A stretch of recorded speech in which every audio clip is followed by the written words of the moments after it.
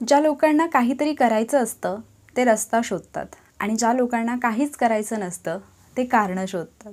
Hello warriors आणि सर्व भावी अधिकारी. वॉरियर ऑफिसर या तुमच्या लाडक्या एज्युकेशनल चॅनलवर मी सुप्रिया तुम्हा सर्वांचं मनपूर्वक स्वागत करते. आज आपण इंग्लिश या विषयाची मेन्ससाठीची जी स्ट्रॅटेजी आहे त्याच्याबद्दल बोलणार आहोत.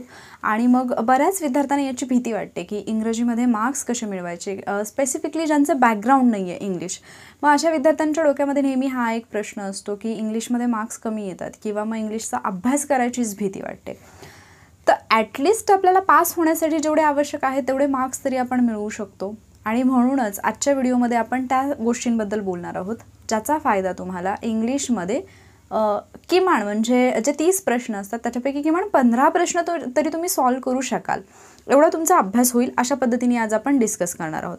तर सगळ्यात पहिल्यांदा आपण काय करूयात की जो सिलेबस आहे इंग्लिशचा मेन्स एक्झामसाठी आयोगाने दिलेला सिलेबस काय आहे तो आपण पाहूयात आणि त्यानंतर मग आपण एक्झॅक्टली स्ट्रॅटेजी काय असली पाहिजे किंवा कोणते पॉईंट्स आहेत त्याच्यावरती प्रश्न विचारले जातात याच्याबद्दल आपण डिस्कस करूयात. ठीक आहे. तर आयोगाचा जर आपण सिलेबस पाहिला तर आयोगाने असं दिलेलं आहे इंग्लिश या विषयासाठी कॉमन वोकॅब्लरी, त्यानंतर सेंटेन्स स्ट्रक्चर, ग्रामर, त्यानंतर use of idioms and phrases and their meanings and comprehension of passage. म्हणजेच याचाच अर्थ असं होतो की कॉमन वोकॅब्लरी म्हणजे एक शब्दसंग्रह ज्याच्यावरती प्रश्न विचारले जातात. त्यानंतर सेंटेन्स स्ट्रक्चर वाक्यरचना आहे. मग त्याच्यामध्ये इथे जरी सेंटेन्स स्ट्रक्चर दिलं असेल तरी त्याच्यामध्ये वाक्यांचे प्रकार किंवा वाक्यांचं रूपांतर म्हणजे सेंटेन्स ट्रान्सफॉर्मेशन वगैरे असेल तर असे प्रश्न विचारले जातात. त्यानंतर ग्रामर. मग ग्रामरमध्ये काय येतं, पार्ट ऑफ स्पीच आहे, डायरेक्ट इनडायरेक्ट स्पीच आहे, क्लॉजेस आहेत, त्यानंतर ॲक्टिव्ह व्हॉईस, पॅसिव्ह व्हॉईस हे आहे. तर अशा प्रकारचं ग्रामरमध्ये याचा समावेश होतो. त्यानंतर use of idioms and phrases हा एक महत्त्वाचा पार्ट आहे. आज जी काही आपण स्ट्रॅटेजी पाहणार आहोत त्याच्यामध्ये आपण वोकॅब्लरीमध्येच इडियम्स आणि फ्रेजेसला कन्सिडर करणार आहोत. ठीक आहे. त्यानंतर त्याचा अर्थ पण तुम्हाला समजला पाहिजे कारण बऱ्याचदा इडियम्स फ्रेजेस दिलेले असतात आणि त्याचा अर्थ काय आहे, मिनिंग्स विचारले जातात किंवा मग असं केलं जातं की एखादी इडियम फ्रेज दिली जाते आणि ती सेंटेन्समध्ये यूज करायला सांगितली जाते किंवा सेंटेन्समध्ये इडियम किंवा फ्रेज दिलेली असते आणि त्याचं मिनिंग तुम्हाला ऑप्शनमध्ये विचारलेलं असतं. ठीक आहे. आणि त्यानंतर कॉम्प्रिहेन्शन ऑफ पॅसेज. मग पॅसेजचं कॉम्प्रिहेन्शन म्हटलं तर ते आपण अगदी लहानपणापासून शिकत आलेलो आहोत. म्हणजे किमान 5वीपासून तरी तुम्ही शिकलाच असाल कॉम्प्रिहेन्शन. पण आपल्याला एक वाटतं, भीती वाटते, एक डिफिकल्टी लेवल खूप जास्त आहे असं वाटतं. तर इथे जास्त काही घाबरून जायची गरज नाही आहे कारण जरी दर्जा पदवीचा दिलेला असला तरीसुद्धा तुम्ही 5वीपासून 12वीपर्यंत जे काही इंग्लिश ग्रामरमध्ये शिकलेले आहात त्याच्यावरतीच प्रश्न असतात. तेच ग्रामर असतं, फक्त आपली वोकॅब्लरी म्हणजे आपण इतक्या दिवसांचा बऱ्याच जणांचा गॅप असतो इंग्लिशच्या अभ्यासाच्या बाबतीत किंवा काही जणांना स्कूलमध्ये असल्यापासूनच इंग्लिशची भीती वाटत असते. त्यामुळे आपल्याला कुठेतरी हे इंग्लिश थोडंसं डिफिकल्ट वाटतं. ठीक आहे. थोडे सेंटेन्सेस मोठे वगैरे पाहिल्यानंतर तसा विचार येणं म्हणजे अर्थात ते स्वाभाविकच आहे. तर मग या सगळ्याचं नियोजन करताना आपल्याला एक्झॅक्टली काय करायचं आहे ते आपण पाहणार आहोत. पहिला मुद्दा म्हणजे वैयक्तिकरित्या मला जे वाटतं ते मी तुम्हाला सांगते आणि त्याचा फायदा पण झालेला आहे. अर्थात मी स्वतः ते एक्सपिरियन्स केलेला आहे. मला असं वाटतं की जेव्हा तुमची वोकॅब्लरी स्ट्रॉंग असते ना तर त्याच्यातून तुमचे बरेचसे प्रश्न जे आहेत ते सॉल्व्ह होतात. 10 ते 12 प्रश्न जे आहेत ते वोकॅब्लरीवरती असतात. म्हणजे फक्त असं नाही की म्हणजे फक्त वर्ड घेऊ नका. मी सुरुवातीलाच तुम्हाला सांगितलं की वोकॅब्लरीमध्ये आपण इडियम्स अँड फ्रेजेस पण कन्सिडर करतो इथे. ठीक आहे. तर इडियम्स, फ्रेजेस आणि जे काही वर्ड्स आहेत, वर्ड्सचं मिनिंग आहे तर याच्याशी रिलेटेड 10 प्रश्न तरी, मिनिमम 10 प्रश्न तरी तुम्हाला पाहायला मिळतात जर तुम्ही पाठीमागचे प्रिव्हियस इयरचे मेन्सचे क्वेश्चन पेपर पाहिले तर. ठीक आहे. आणि आत्ता तर म्हणजे 30 मार्क्सलाच इंग्लिश केलेलं आहे त्यामुळे जर तिथे जरी पाहिलं तरी 10 ते 12 म्हणजे 2019चाच विचार जर केला तर तुम्ही जर पेपर जर तुम्ही पाहिला त्यातले जर 30 प्रश्न पाहिले तर त्याच्यामध्ये 10 ते 12 प्रश्न जे आहे ते वोकॅब्लरीवरती आलेले आपल्याला पाहायला मिळतात. मग पहिल्यांदा आपल्याला वोकॅब्लरी स्ट्रॉंग करायची आहे. वोकॅब्लरी जर स्ट्रॉंग असेल तर पॅसेज जो आहे तो वाचताना त्याचा अर्थ तुम्हाला व्यवस्थितपणे समजतो. कारण बऱ्याचदा त्या एखाद्या शब्दाचा स्पेसिफिक मिनिंग जरी वेगळं असेल तरीसुद्धा पॅसेजमध्ये तो शब्द कोणत्या अर्थाने वापरलेला आहे असे प्रश्न विचारले जातात. आणि मग जर आपल्याला मिनिंगच माहीत नसेल तर मग तिथे आपण उत्तरं देऊच शकत नाही. मग जर तुम्हाला कॉम्प्रिहेन्शन वाढवायचं असेल तर अर्थात प्रॅक्टिस तर महत्त्वाची गोष्ट आहे पण परत मुद्दा येतो की तुमची वोकॅब्लरी पण स्ट्रॉंग पाहिजे. ठीक आहे. मग ग्रामरमध्ये आता मी तुमच्यासाठी एक शॉर्टमध्ये 2019चा जो मेन्सचा पेपर आहे त्याच्यामध्ये कोणत्या टॉपिकवरती प्रश्न आलेले होते ते फक्त मी शॉर्टमध्ये घेतलेलं आहे आणि मी त्याच्याबद्दलच आत्ता बोलणार आहे. बाकी जी स्ट्रॅटेजी असेल म्हणजे आत्ता मी वोकॅबलरीबाबत तुम्हाला सांगणार आहे आणि बाकीचे जे आहेत इंग्लिश ग्रामरचे जे टॉपिक आहेत ते मग आपण स्टेप बाय स्टेप पुढे घेऊयात. तर पंक्च्युएशनवरती प्रश्न होता की करेक्ट पंक्च्युएशन कोणत्या सेंटेन्समध्ये यूज केलेलं आहे ते ओळखा. त्यानंतर डायरेक्ट इनडायरेक्ट स्पीचवरती क्वेश्चन होता. क्वेश्चन टॅगवरती क्वेश्चन होता की करेक्ट क्वेश्चन टॅग आयडेंटिफाय करा म्हणून. मग क्वेश्चन टॅग तर मला असं वाटतं इंग्लिशमधला सगळ्यात सोपा टॉपिक आहे आणि त्याच्यावरती प्रश्न आला तर ते मार्क्स तुमचे नाही जायला पाहिजे कारण ते हक्काचे मार्क्स असतात. खूप इझी असतं क्वेश्चन टॅग, त्यामुळे हा टॉपिक तुम्ही स्किप करायचा विचार करू नका. ठीक आहे. त्यानंतर रिप्लेसमेंट ऑफ सेंटेन्स रिप्लेस करायला सांगितले गेले होते.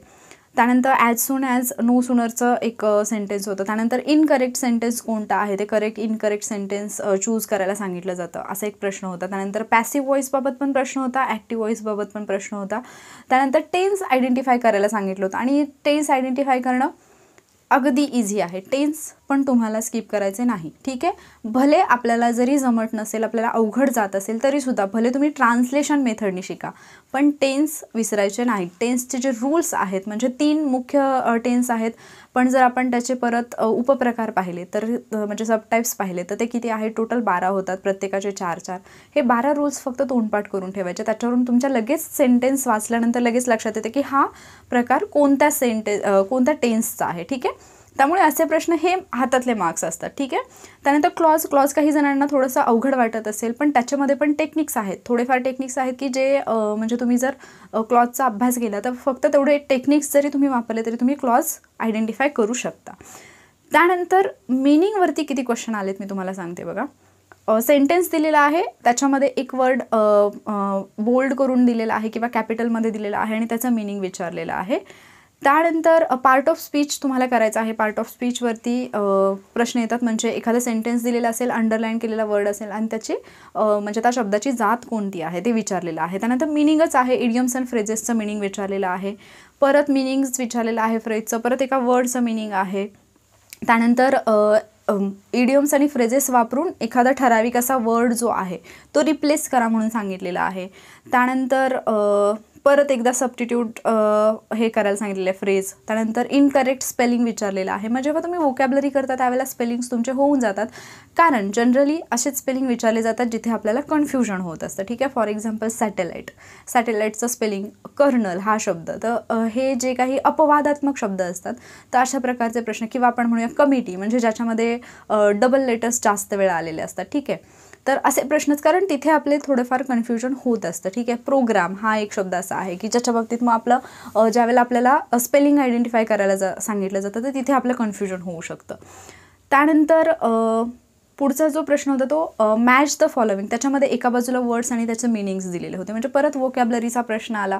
त्यानंतर पॅसेजमध्ये जे प्रश्न येतात त्याच्यामध्ये पण बऱ्याचदा पॅसेजमध्ये जसं मी मगाशीच तुम्हाला सांगितलं पॅसेजमधला एखादा ठराविक वर्ड त्याचं मिनिंग काय आहे किंवा तो कोणत्या अर्थाने वापरलेला आहे असे प्रश्न येतात. ठीक आहे. तर हे तुम्हाला व्यवस्थित लक्षात घ्यायचं आहे.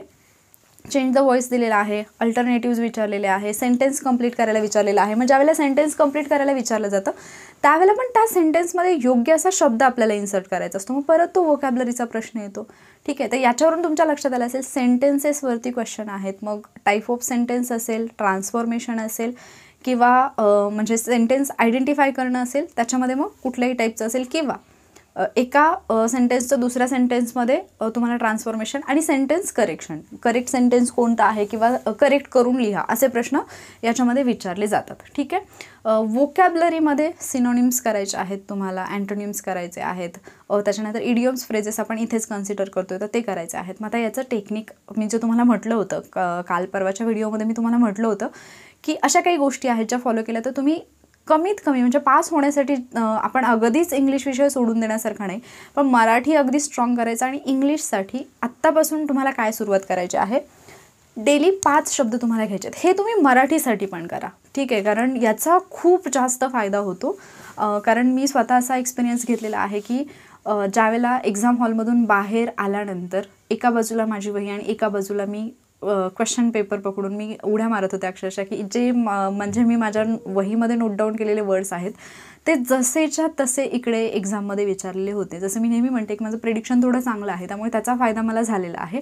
आणि तेच मी तुम्हाला पण सांगते, तुम्हाला काय करायचं आहे, डेली 5 वर्ड्स, मग ते तुम्ही कसेही घ्या, म्हणजे सुरुवातीपासून तुम्ही सिनॉनिम्स, अँटोनिम्स, इडियम्स असतील, फ्रेजेस असतील, कोणतेही 5 वर्ड तुम्हाला सिलेक्ट करायचे आहेत. हे तुम्ही दोन्ही सब्जेक्टसाठी करा, याचा खूप जास्त फायदा होतो, खूप म्हणजे खूप फायदा होतो. ठीक आहे, आउटपुट खूप चांगलं मिळतं. ते 5 वर्ड्स जे तुम्ही सिलेक्ट करणार आहात ते कुठून करायचे ते पण मी तुम्हाला सांगते. आत्तापर्यंतचे आयोगाचे जे पेपर आहेत, तुम्हाला बाळासाहेब शिंदेंचं एक पुस्तक मिळेल, 1984 पासून 2019 पर्यंतचे आयोगाचे प्रश्न म्हणून एक पुस्तक आहे. त्याच्यामध्ये त्यांनी आत्तापर्यंतचे आयोगाचे मराठी आणि इंग्लिश ग्रामरचे सगळे प्रश्न जे आहेत ते दिलेले आहेत. ठीक आहे, तर ते पुस्तक घ्या आणि त्याच्यामधून जे फ्रेजेस आहेत आत्तापर्यंत विचारलेले किंवा इडियम्स आहेत, जे वर्ड्स आहेत, वन वर्ड सबस्टिट्यूशन आहे, त्याच्यावरती जास्त येत नाहीत पण काही ठराविक आहेत जे माहिती पाहिजेत, तर ते काढायचे. क्वेश्चन कसा काढायचा मी तुम्हाला सांगते. पूर्ण क्वेश्चन पाहायचा, एका शब्दाबद्दल विचारलेला असेल, त्याचं मिनिंग विचारलेलं असेल किंवा त्याच्यासाठी दुसरा शब्द विचारलेला असेल. ठीक आहे, म्हणजे हे समानार्थी शब्द किंवा विरुद्धार्थी. तर अशा वेळेला काय करायचं, तो शब्द तर घ्यायचाच, पण ऑप्शनमध्ये जे इतर 3 शब्द दिलेले असतात ना, ते शब्द पण घ्यायचे, त्याचे मिनिंग पण शोधून ठेवायचे. कारण असं होतं, कारण माझं जे ऑब्झर्वेशन आहे तेच मी तुमच्याशी शेअर करेन. जो शब्द विचारलेला आहे तो ॲज इट इज रिपीट होण्याचे चान्सेस आहेत, झालेत रिपीट असे. ठीक आहे, काही जण म्हणत असेल की होत नाहीत बिलकुल, पण जे शब्द आहेत ते जसेच्या तसे, प्रश्न जे आहेत ते जसे तसे शब्द रिपीट झालेले आहेत यापूर्वी आयोगाचे, जर 84 पासून आपण पाहिलं तर. ठीक आहे, मग आपल्याला काय करायचं आहे, त्याचे जे इतर 3 वर्ड्स असतात ना, म्हणजे होतं बहुतेकदा असं की एका शब्दाबद्दल जो प्रश्न विचारलेला असतो आणि त्याच्या शेजारी जे 3 ऑप्शन दिलेले असतात त्याच्यापैकी कुठल्या तरी ऑप्शनवरती, म्हणजे ऑप्शनमधला शब्द उचलून नेक्स्ट इयर प्रश्न आलेला असतो, असं बऱ्याचदा होतं. मग ॲटलिस्ट आपल्याला तर तेवढी कल्पना आली आहे तर आपण ते मार्क्स का सोडा. मग तुम्ही असे शब्द कलेक्ट करायचे. कसे कलेक्ट करायचे, तर ज्यावेळेला तुम्ही अभ्यासाला बसताय, डेली सकाळी तुमचं एक टार्गेट असलं पाहिजे. एक छोटी डायरी मेंटेन करा. जे मी नेहमी तुम्हाला सांगते, ही डायरी खूप कामाची असते, कारण ही डायरी तुम्हाला खूप काही देऊन जाते. अगदी छोटे छोटे पॉईंट्स नोट डाऊन करण्यापासून ते अवघड गोष्टी लर्न करण्यापर्यंत प्रत्येक गोष्टीत ही डायरी तुम्हाला हेल्प करत असते. ठीक आहे, तर मराठी इंग्लिशसाठी सेपरेट एक छोटी डायरी मेंटेन करा. त्याच्यामध्ये रोज सकाळचं हे टास्क उठल्याबरोबरचं 5 शब्द शोधून काढायचे, आयोगाचे, दुसरे नाही, बाहेरचे नाही. ठीक आहे, आयोगाचे 5 शब्द असे शोधून काढायचे ज्याच्यावरती आयोगाने प्रश्न विचारला आहे, आणि ते 5 शब्द, त्याचं मिनिंग आणि त्याचं एखादं सेंटेन्स, जर पॉसिबल असेल तर सेंटेन्स लिहून ठेवा. तुम्हाला मिनिंग समजलं तर तुम्ही सेंटेन्स कसंही बनवू शकता.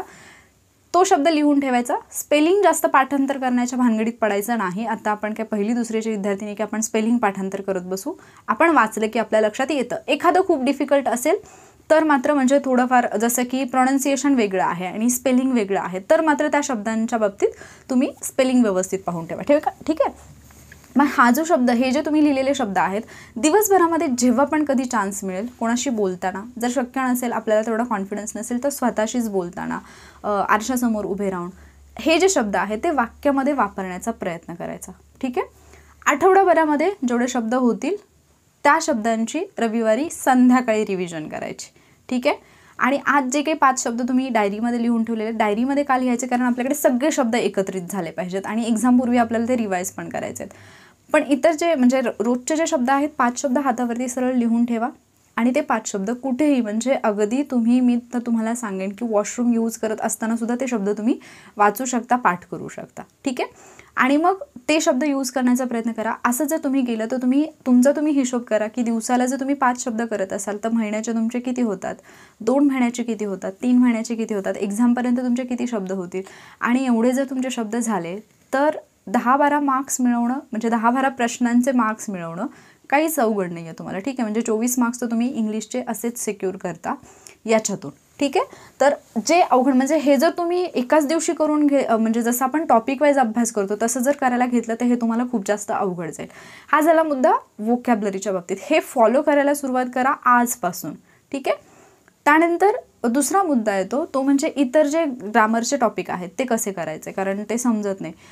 तर तुम्ही लेक्चर्स सर्च करा. मला पॉसिबल झालं तर मी घेण्याचा नक्की प्रयत्न करेन. ॲटलिस्ट फुल टॉपिक नाही जमला तर ॲटलिस्ट तो टॉपिक करण्यासाठी कोणते टेक्निक्स वगैरे यूज करू शकतो का, किंवा हे आपण आणखी सोपं बनवू शकत असू अभ्यास करताना, तर ते मी सोपं करून तुम्हाला सांगण्याचा प्रयत्न करेन.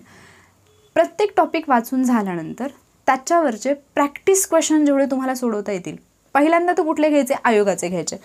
जसं मी मगाशी तुम्हाला सांगितलं की पुस्तक घ्या 1984 2000. मी तर बाळासाहेब शिंदे सांगितलं. तुम्ही दुसरं कुठलं तुमच्याकडे असेल अवेलेबल किंवा तुम्हाला चांगलं वाटत असेल, लँग्वेज इझी वाटत असेल तर ते घ्या.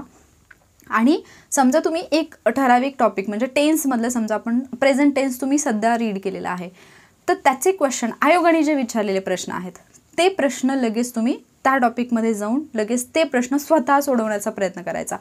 उत्तरं पाहायची नाहीत.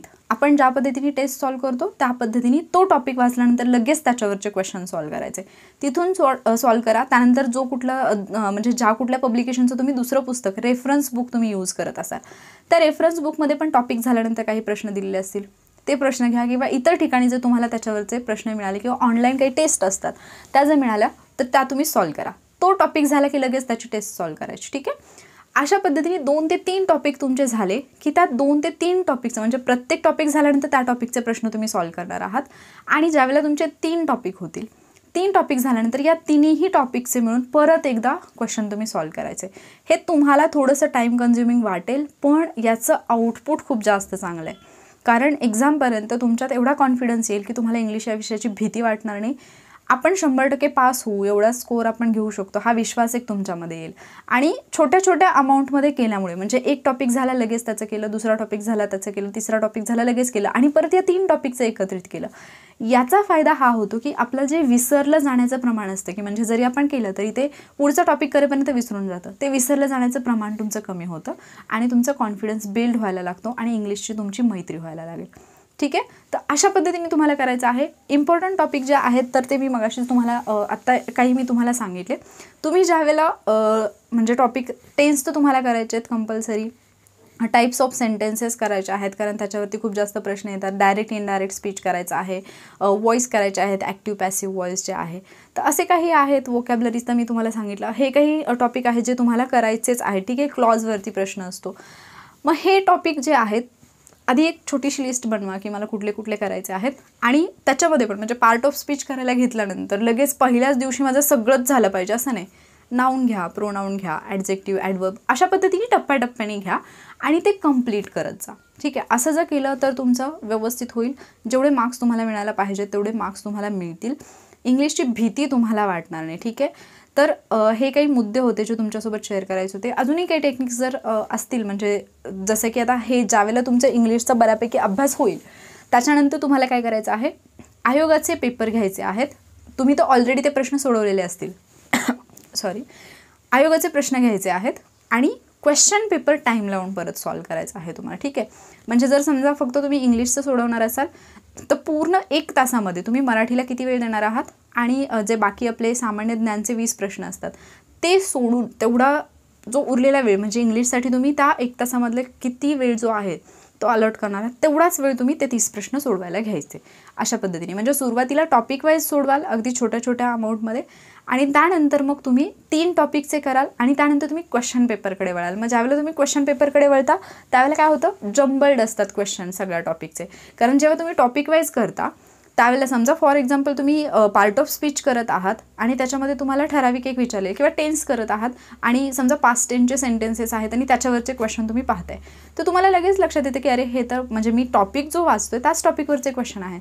पण जेव्हा तुम्ही क्वेश्चन पेपर घेता त्यावेळेला जम्बल्ड असतात, सगळे क्वेश्चन मिक्स्ड केलेले असतात आणि मग त्यामुळे तिथे तुम्हाला एका टॉपिकमधून दुसऱ्या टॉपिकमध्ये लगेच जाता आलं पाहिजे आणि त्या टॉपिकचं क्वेश्चन तुम्हाला सॉल्व करता आले पाहिजे. ठीक आहे. तर अशा पद्धतीने सिलॅबस एकदा डोळ्याखालून घाला, तो सिलॅबस लिहून ठेवा. एक डायरी मेंटेन करा ज्याच्यामध्ये डेली तुम्ही काही वर्ड्स मेन्शन कराल.